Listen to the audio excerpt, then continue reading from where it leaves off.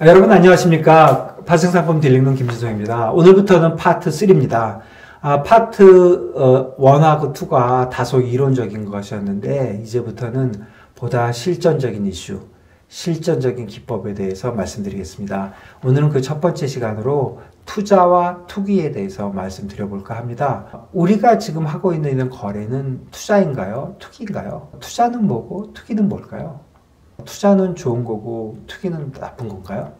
이런 문제에 대해서 말씀드려보겠습니다. 시작하기 전에 우선 제가 30년 전에 EBS의 직업의 세계라는 방송에서 외환 딜러를 소개하는 영상에 출연한 적이 있는데 그때 투기에 대해서 제 생각을 말하고 있습니다. 한번 들어보시죠. 외환이라는 게 가격이지 않습니까? 주식처럼 가격이 오르고 내린단 말이에요. 그러니까 지금 앵고 시대다. 그렇죠. 그러니까 달러 가격도 무슨 상품처럼 주식처럼 가격이 오르락 내리락 하거든요. 그러니까 결국 싸게 사서 비싸게 팔겠다 하는 의미에서 투기를 하는 건데 실제로 전 세계에서 거래되는 그 외환 거래 중에 실제 수요에 관련된 거래는 뭐 10% 정도밖에 안 되는 걸로 알려져 있고요. 90% 이상은 이건 다 투기가 아닌가. 제가 보기에는 만일에 투기가 없으면 어떤 날은 그 외환 시장에 그 사는 사람이 파는 사람보다 조금만 많아도 외환 가격이 많이 오르게 되겠죠. 그렇겠죠. 그러니까 조금만 많아도 또 그 다음 날은 파는 사람이 사는 사람보다 조금만 많아도 가격이 많이 내려오겠죠.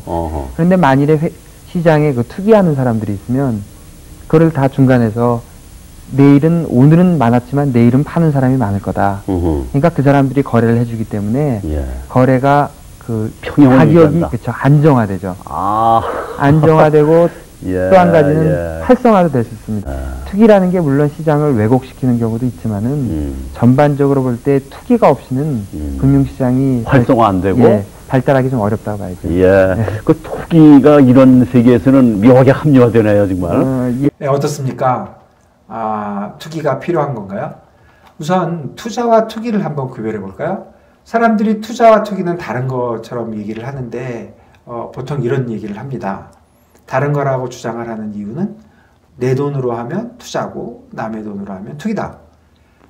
장기적으로 하면 투자고 단기적으로 하면 투기다. 변동성이 작은 거에 하면 투자고 변동성이 큰 거에 하면 투기다. 레버리지가 적으면 투자고 레버리지가 많으면 투기다. 또는 내가 돈을 벌면 투자고 남이 돈을 벌면 투기다. 뭐 이렇게 얘기를 하는 거죠. 제가 보기에는 투기와 투자는 같은 겁니다. 왜 그러냐면 두 가지 면에서 같습니다. 실제로 하는 행동이 같고 하는 목적이 같습니다. 그렇다면 같은 거죠. 실제로 하는 행동은 뭡니까? 가격을 예측하고 사고 파는 거래를 하는 것이고 목적은 돈을 버는 것입니다.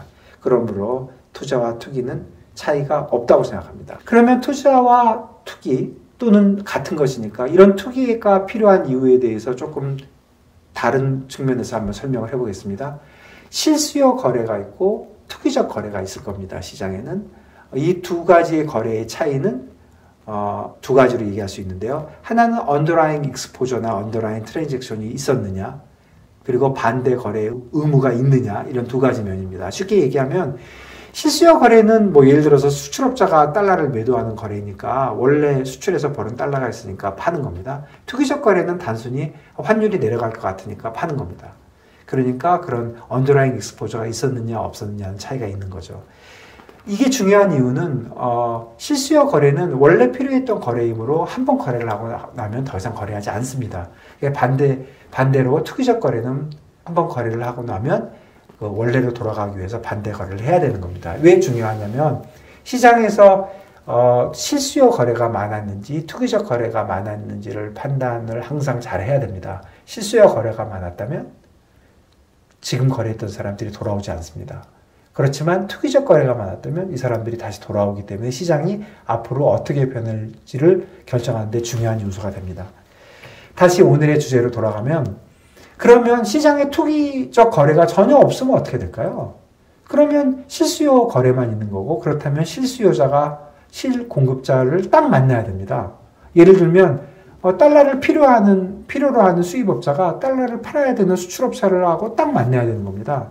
그렇다면 시간의 차이, 금액의 차이가 벌어지게 되는 거죠. 예를 들면 어느 날 수입업자만 있으면 가격이 끝도 없이 올라가겠죠. 파는 사람이 아무도 없으니까. 바로 다음날 또 수출업자만 있으면 달러가 끝도 없이 빠지겠죠. 결국 문제가 생기는 거죠. 거래도 되지도 않고.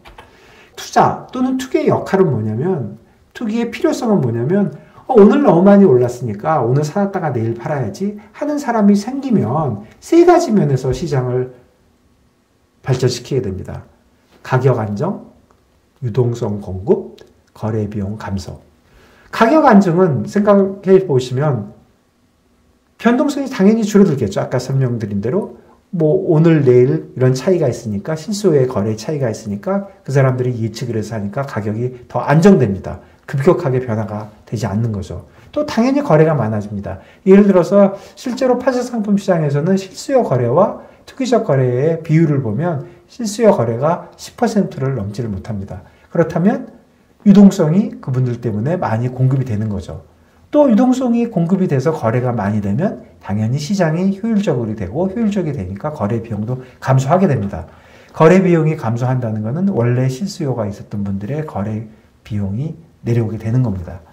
그렇다면 우리가 보통 투기는 뭐 부동산 투기, 뭐 온갖 나쁘게 표현을 하면서 없애야 될 적폐라고 얘기를 합니다.